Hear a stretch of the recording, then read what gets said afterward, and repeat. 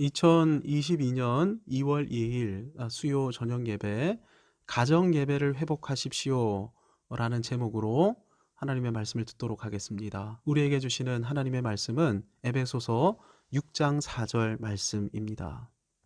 또 아비들아 너희 자녀를 노엽게 하지 말고 오직 주의 교훈과 훈계로 양육하라. 민족 최대 명절인 설을 맞이해서 가족과 함께 시간을 보내고 계실 것입니다.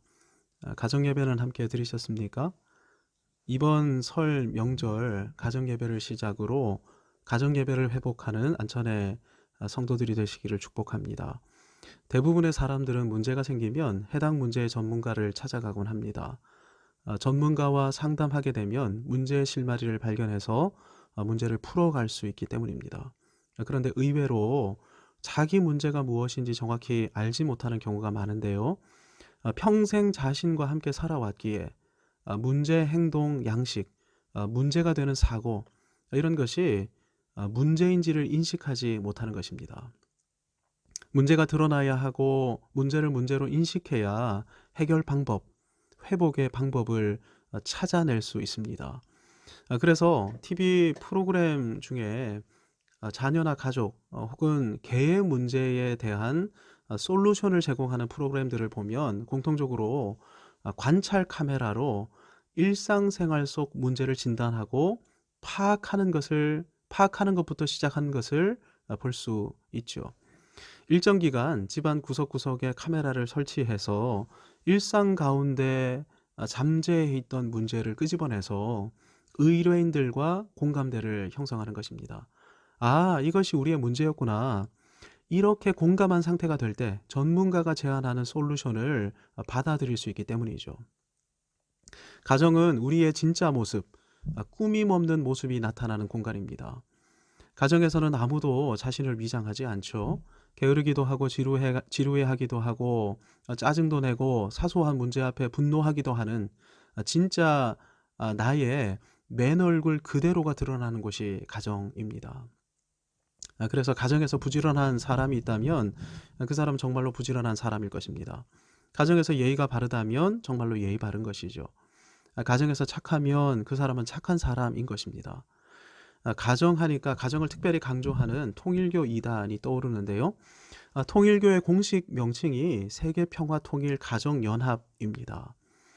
이들은 교주인 문선명을 참 아버지라고 부르고 문선명의 가정을 참 가정이라고 부르는데요. 그런데 문선명의 첫 번째 며느리 홍난숙 씨가 폭로한 통일교의 실상, 문선명의 가정은 참 가정이 아니라 거짓 가정이었습니다. 불륜과 외도, 거짓과 음모로 가득 찬 가정이었고 심지어 이 홍난숙 씨의 남편 문효진은 하루 종일 마약을 즐기면서 음란한 파티를 벌이고 있었습니다. 심지어 임신한 이 홍난숙 씨를 폭행하기까지 했는데요. 문선명 사후 통일교는 지금까지도 전쟁터입니다. 문선명의 부인 한학자는 아들 문형진을 파문하고 스스로 교주의 자리에 등극했습니다. 미국으로 쫓겨난 문형진은 자신이 문선명의 뒤를 잇는 참 아들이라고 주장하면서 어머니 한학자를 음녀라고 공개적으로 비난하고 있죠. 제가 이단의 문제를 말씀드렸습니다마는 이것이 이단의 문제이기만 합니까? 아닙니다. 말하기 부끄럽고 누가 알면 수치스러운 문제가 우리 가정에도 존재하고 있지 않습니까? 가정 예배는 이런 우리 가정에 하나님을 주인으로 모셔드리는 시간입니다. 하나님께 나아가기만 하는 것이 아니라 하나님을 우리 가정 중심으로 모셔드리고 하나님께 우리 가정의 모든 문제들, 모든 어려움들을 낱낱이 맡겨드리는 것이죠. 하나님께서 직접 손대셔서 우리 가정을 고치시고 싸매시며 주관하시도록 의뢰하는 것입니다. 그래서 온 가족이 함께 모여 예배드려야 하는 것이죠. 온 가족이 함께 하나님 앞으로 나가야 하는 것입니다. 문제가 있는 그 공간, 화내고 다투고 짜증 부렸던 우리 가정 한복판에 그 공간에서 하나님을 예배해야 하는 것입니다. 그러면 그때 하나님께서는 우리 가정으로 임재해 주시어서 우리 가정에 역사하기 시작하시는 것입니다.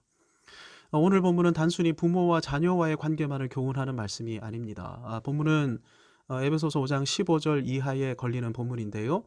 5장 15절 16절이 이렇게 말씀합니다. 그런즉 너희가 어떻게 행할지를 자세히 주의하여 지혜 없는 자 같이 하지 말고 오직 지혜 있는 자 같이 하여 세월을 아끼라. 때가 악하니라.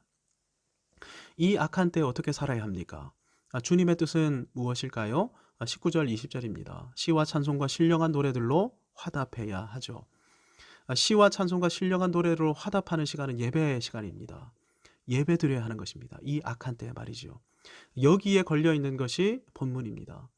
가정에서도 예배 드려야 한다는 것입니다. 이것이 하나님의 지혜이죠. 가정 예배는 부모 중 아버지가 인도하는 것이 가장 좋습니다. 가정 전체를 아버지가 주관하는 것이 영적 질서이기 때문입니다. 아버지가 말씀을 증거하면 어머니는 아버지가 증거한 그 말씀으로 실질적으로 자녀를 양육해 가야 합니다. 이것은 교회 예배를 목사가 주관하고 장로가 그 말씀을 붙들고 교구의 성도들을 신방하는 것과 같은 원리입니다. 목사 장로는 서로 견제하는 직분이 아니라 동력하는 직분인 것처럼 부부도 마찬가지인 것이죠. 역할이 다를 뿐인 것입니다. 그래서 우리는 교회 남성 사역을 위해 기도할 줄 알아야 합니다. 남성 사역은 단지 교회를 운영하기 위한 사역이 아닌 것이죠. 가정에서 남성이 제대로 서게 될 때 가정과 자녀 역시 하나님 앞에 온전히 서게 될 수 있기 때문입니다. 남성이 영적 리더가 되어야 하는 것이죠. 물론 남성 리더가 없었을 때 하나님께서는 드보라 같은 여성 사역자를 세우기도 하셨습니다마는 이것은 비정상적인 비상적인 하나님의 방법이었습니다. 에베소서가 기록될 당시만 해도 세상은 남성, 특히 아버지가 중심인 세상이었습니다. 로마에서 시민은 여자, 아이, 노예를 제외한 남성이었는데요. 특히 가장은 아내와 자녀, 노예에게도 노예에게 왕과도 같은 존재였습니다. 이 가장은 남편은 가정 위에 군림했었죠. 그런데 본문을 보십시오. 아비들아 너희 자녀를 노엽게 하지 말라 이렇게 교훈합니다. 가정 예배를 드리게 될 때 가족 모두는 하나님께서 그 가정의 유일한 아버지, 참되신 아버지가 되심을 알게 됩니다. 육신의 아버지가 있지만 그도 하늘 아버지의 아들인 것이지요. 그는 자신의 가정을 하늘 아버지의 자녀로 살아가도록 하기 위해 하늘 아버지로부터 위임받은 아버지입니다. 자녀들은 하늘 아버지의 자녀이죠. 그런데 아버지인 자신도 하늘 아버지의 자녀입니다. 그러니 아버지라는 이유로 가정과 자녀들 위해 군림할 수 있겠습니까? 아버지에게는 참된 권위가 있습니다. 하지만 그 권위는 군림하기 위한 권위가 아니라 섬기기 위한 권위, 섬김의 권위입니다. 그리스도처럼 섬겨야 하는 것이죠. 아버지가 이 사실을 인정함으로 그리스도처럼 자녀와 가정을 섬긴다고 생각해 보십시오. 그 가정은 분명 천국과 같은 가정이 될 것입니다. 그리고 이 와중에 자녀가 아버지를 얼마나 존경하게 되겠습니까?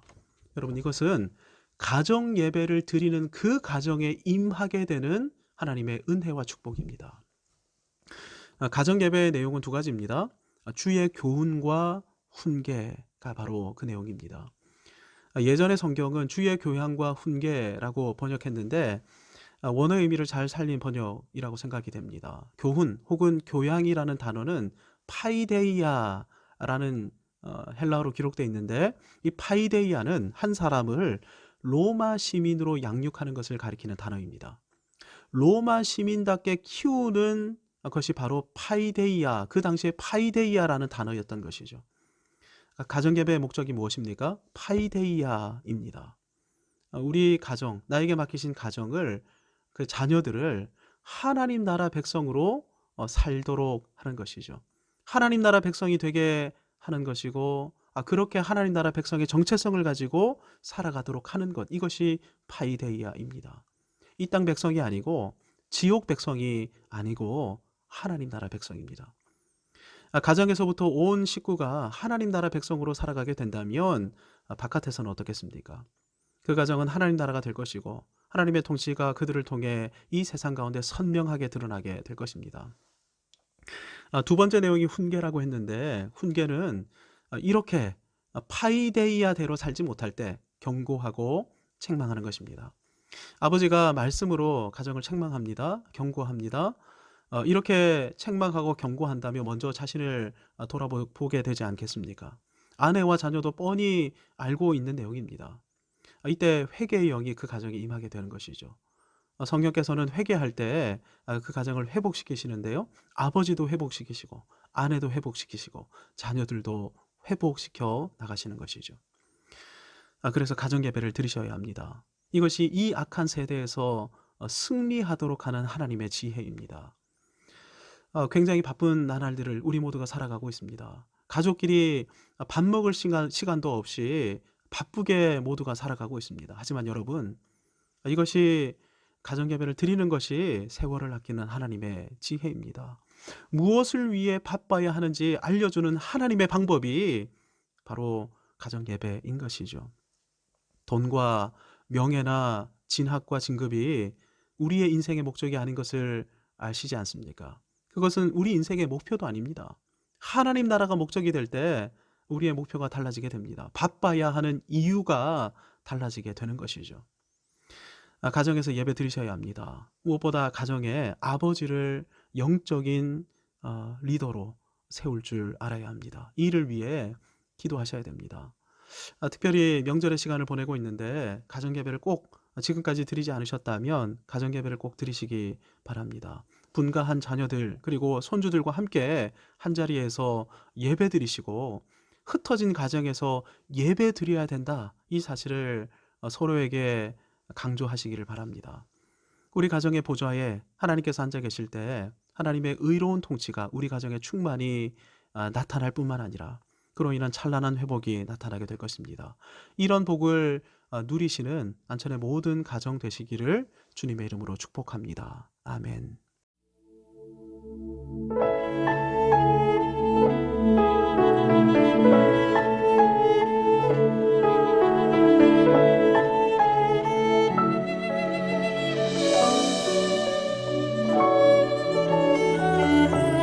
오래전부터 하나님은 여러분을 기다리고 계셨습니다.